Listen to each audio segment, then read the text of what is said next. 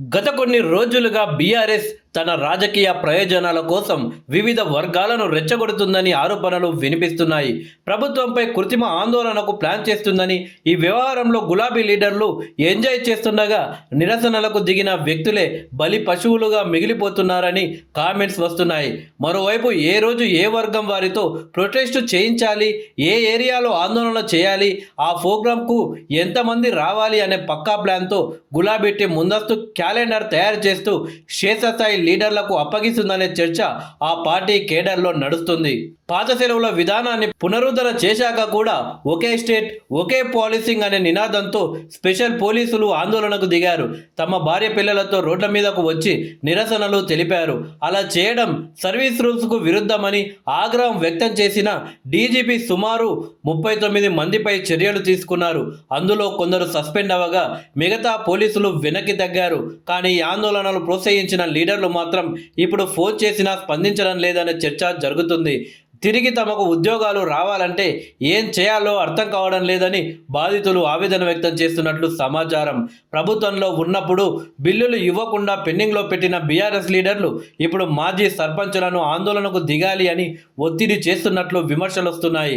అందుకోసం వివిధ గ్రామాలకు చెందిన మాజీ సర్పంచులకు నేరుగా మాజీ మంత్రులు, ఎమ్మెల్యేలు ఫోన్ చేస్తున్నట్లు ప్రచారం సాగుతుంది.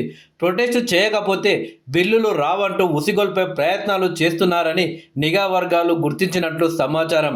దసరా సెలవుల తర్వాత గురుకులాలకు వచ్చిన పిల్లలకు తాళాలు స్వాగతం పలికాయి. తమకు అద్దె బకాయిలు చెల్లించాలని డిమాండ్ చేస్తూ బిల్డింగ్ ఓనర్లు తాళాలు వేశారు. పక్కా ప్లానింగ్తోనే ఈ కృత్రిమ ప్రొటెస్టుకు బీఆర్ఎస్ లీడర్లు ప్లాన్ చేసినట్లు ఊహాగానాలు వినిపించాయి. మెజారిటీ అద్దె భవనాలు బీఆర్ఎస్ లీడర్లకు చెందినవనే ఆరోపణలున్నాయి.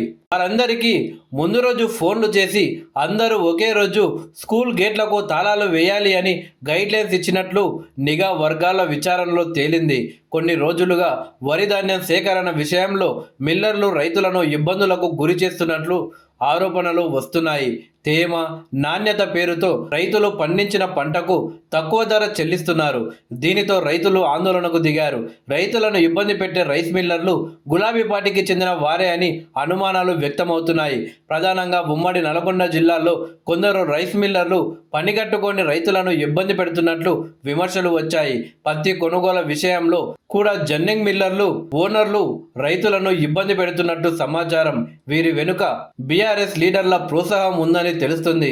అయితే కృత్రిమ ఆందోళన ద్వారా బీఆర్ఎస్ పార్టీ ప్రజల్లో చులకన అవుతుందని, భవిష్యత్తులో పార్టీకి నష్టం కలిగిస్తుందనే చర్చ గులాబీ కేడర్లో జరుగుతుంది.